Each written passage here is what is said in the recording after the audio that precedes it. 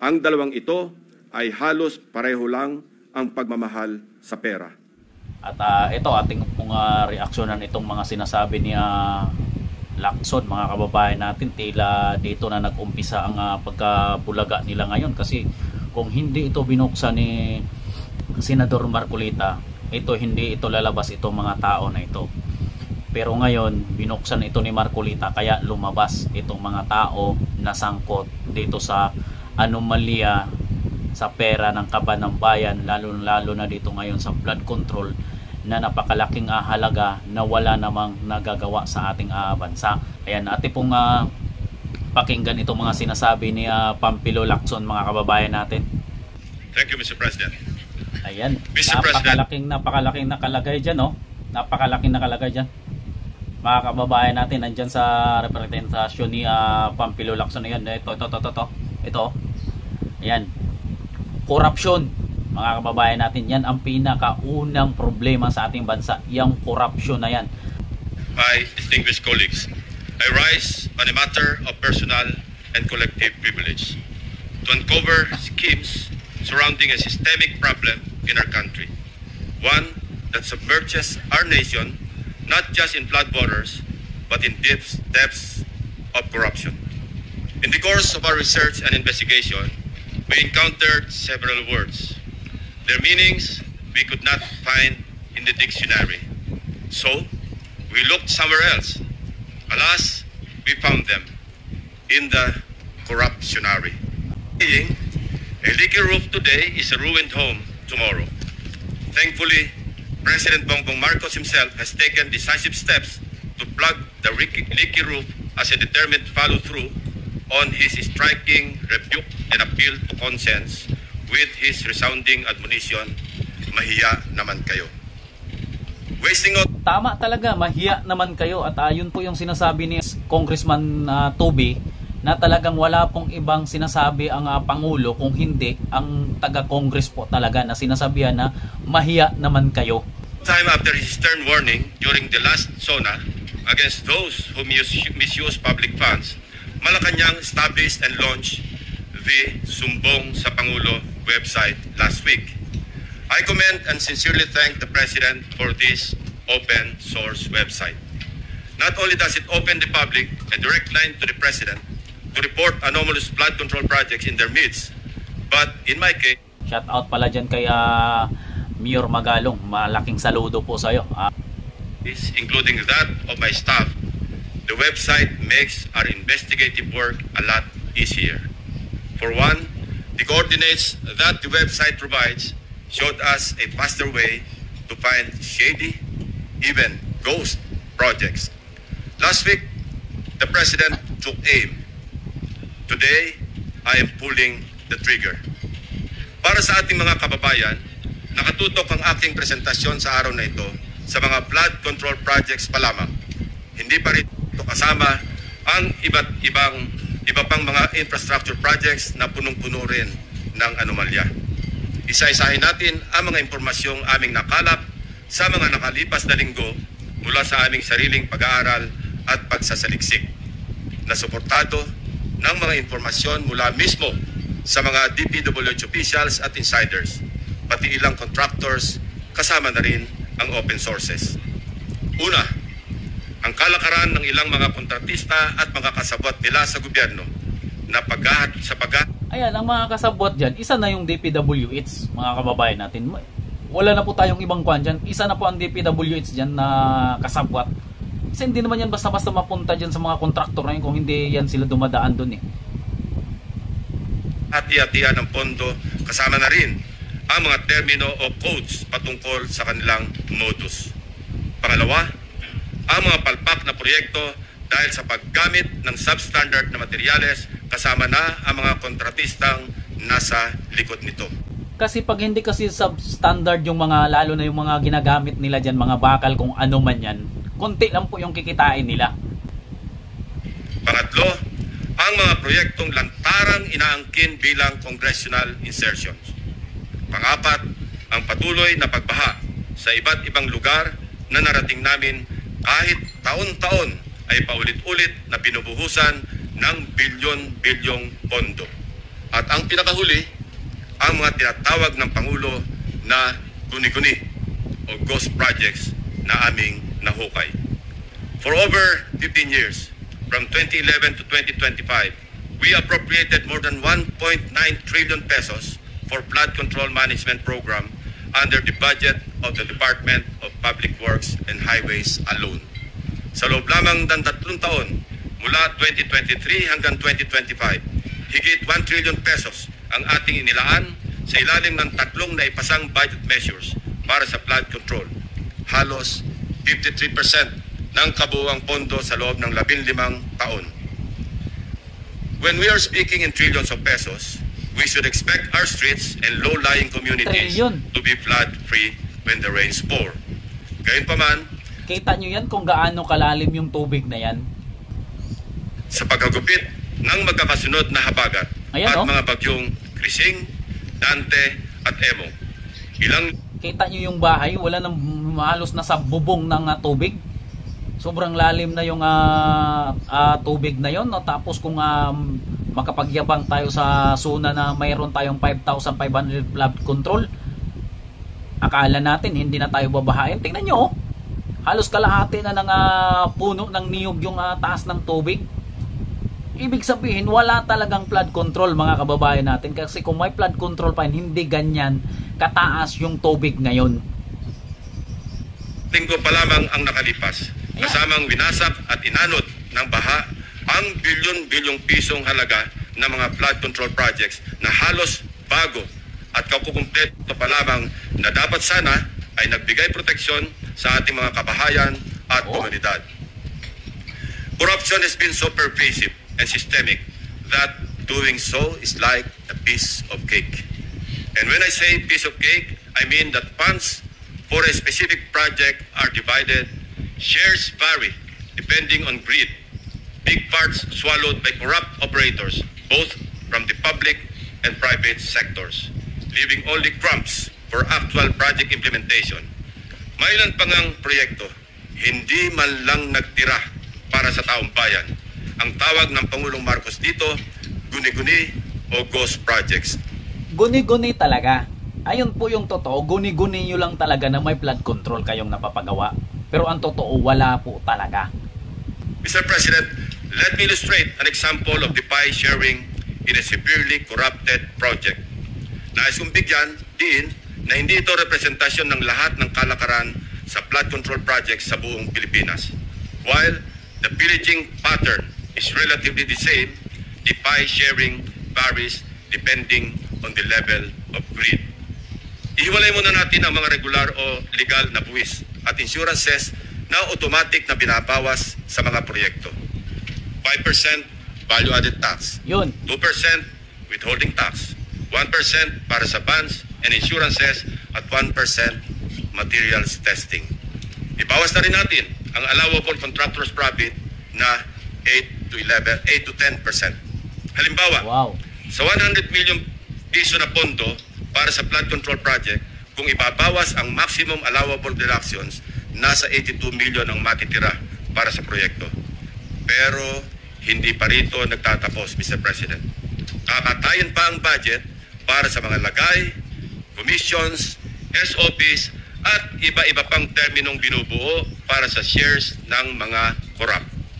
Kaya kapiraso na lang po yung natitira doon talaga sa project kasi hinati-hati na talaga nila yung pera. Di ba? Ilan na lang ang malalapat doon sa project, sa flood control. Kaya substandard na talaga. Kasi wala na eh. Nahati-hati na yung pera eh. Nandiyan na sa bulsa ng mga taong korap na yan. Di ba? Halos magkakaparehong impormasyon na aming nakalap. Ganito kagarapal ang sistema sa hatian ng isang manumalyang proyekto. Korap talaga. 8 to 10% para sa mga opisyal ng DPWH. Swerte na daw kung pumayag ang district engineer na 6% lamang ang parte niya. May extrang 2 to 3% pa na parte ang district engineering office kung may sosobra sa contractor's profit. Na-compute na rin kasi ng district engineering office ang tutubuin ng contractor mula sa project at sinisiguro na nila na sosobra ito sa allowable profit para mayroon pa silang kukubrahin. Kikitain. Ang tawag nila rito, reseta dahil ang presyo na itinakda ng District Engineering Office ay nakasulat at napagdesisyonan na. Parang gamot, Mr. President. Lulunukin na lang ng contractor. 5 to 6% para sa mga miyembro ng Bids and Awards Committee or BAC. Patay kayo 0.5 to 1% para sa COA. Mr. President, meron pa ngayong tinatawag na passing through or parking fee na aabot sa katumbas na 5 to 6% ng pondo.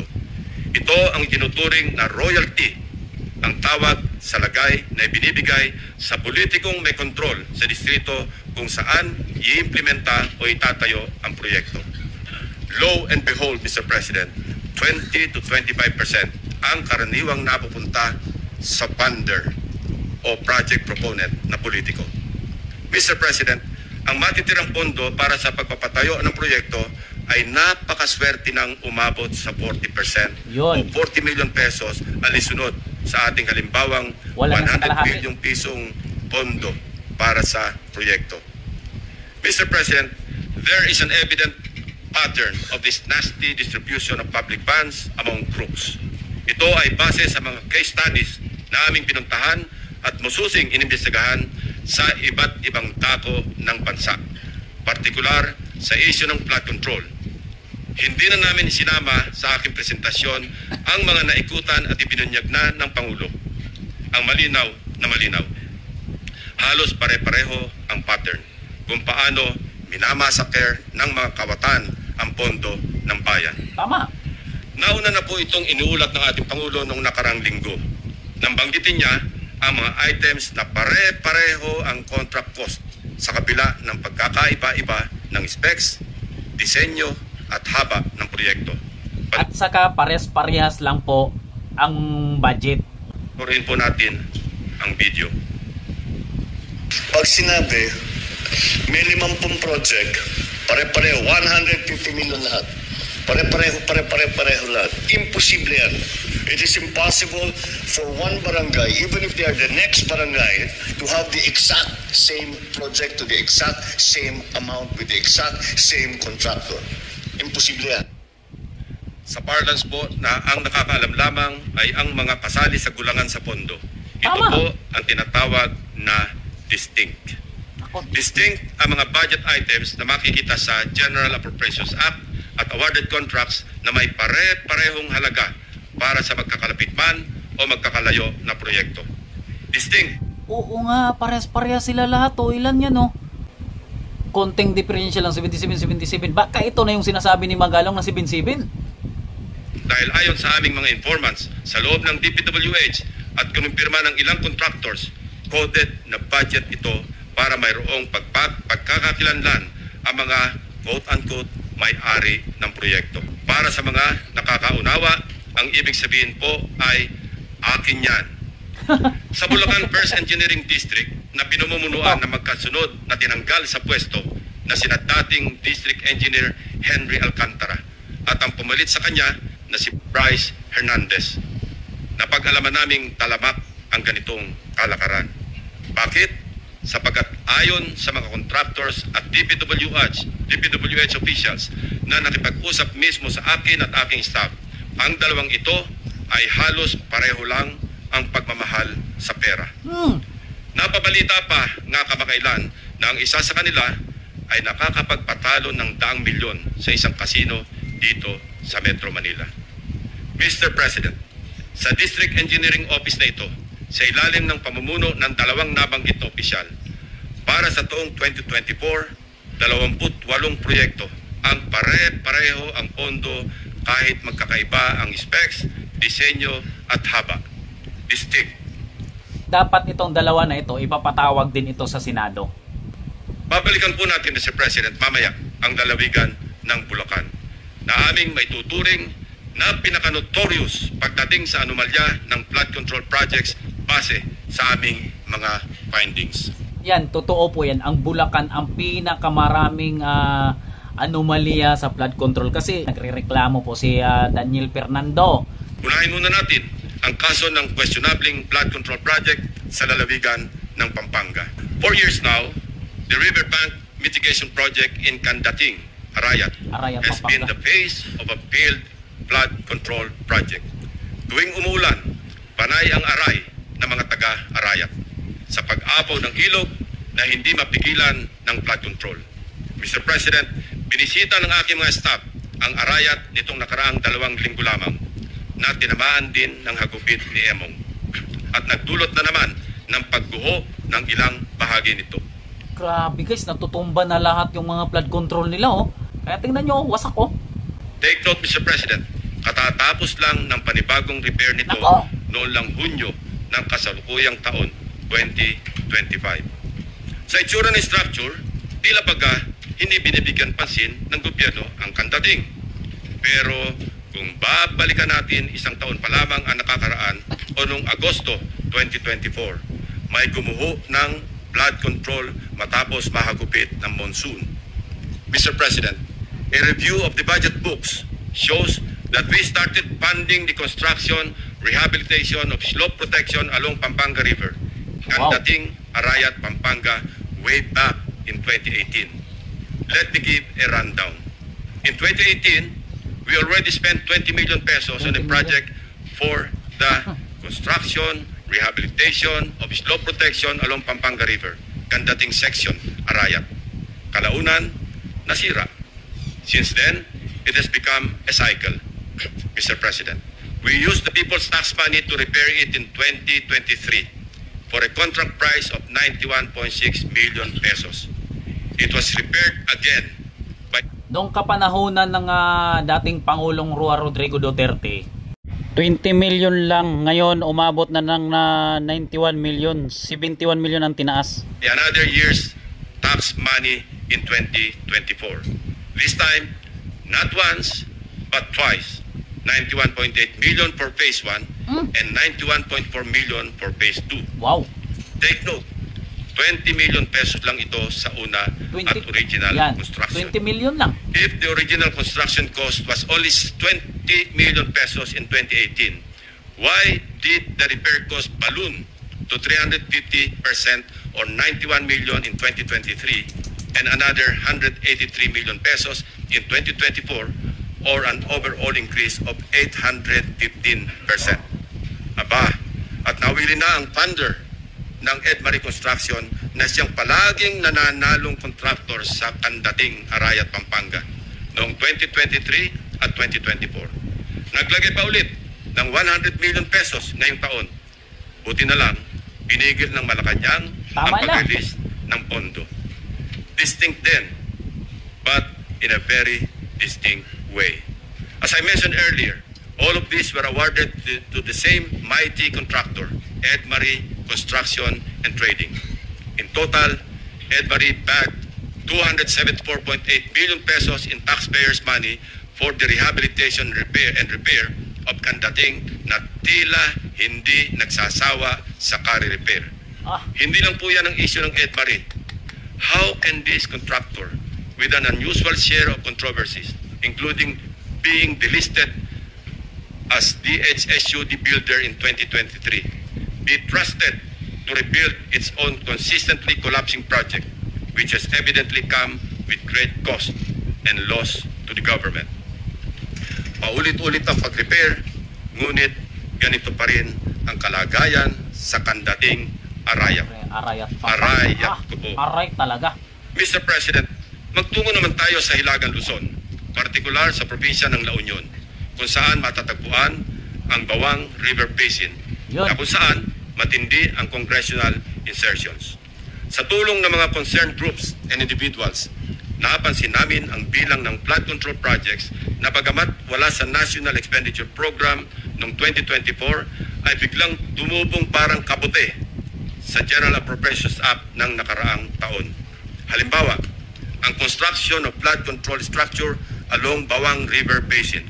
2 items lamang na may tig 50 million pesos ang nakalaan sa bahagi ng Nagilian. Samantalang, ang bayan ng Bawang ay wala pong proyekto sa National Expenditure Yun. Program. Abracadabra, sa naipasang 2024 General Appropriations Act, nagkaroon ng 10 items na nahahati mula Package 1 hanggang Package 10 na may tig 98 million pesos ang biglang umusbong para sa Nagilian. Sa kabuuan, ang 10 packages na ito ay umabot sa 967.4 million pesos. Halos 1 bilyong piso kumpara sa 50 million lamang sa 2024 NEP. Sa bawang naman, 7 packages ang lumitaw na may magkakaparehong halaga 89 million pesos each. Sa kabuuan, ito ay nagkakahalaga ng 623 million pesos mula zero budget sa NEP ng 2024. Sa aming masinsing pagkalkal ay natuklasan naming isang kontraktor ang naawardan ng lahat ng packages na ito. Grabe, no? Ang laki-laki talaga pala ng mga budget na parang kabuti na lang mga kababayan natin, bigla na lang tumutubo. Grabe.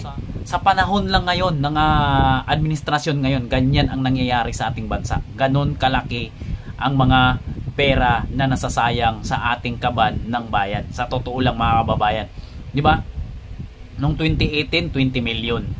Noong 2023 ay umabot na siya ng 91 million.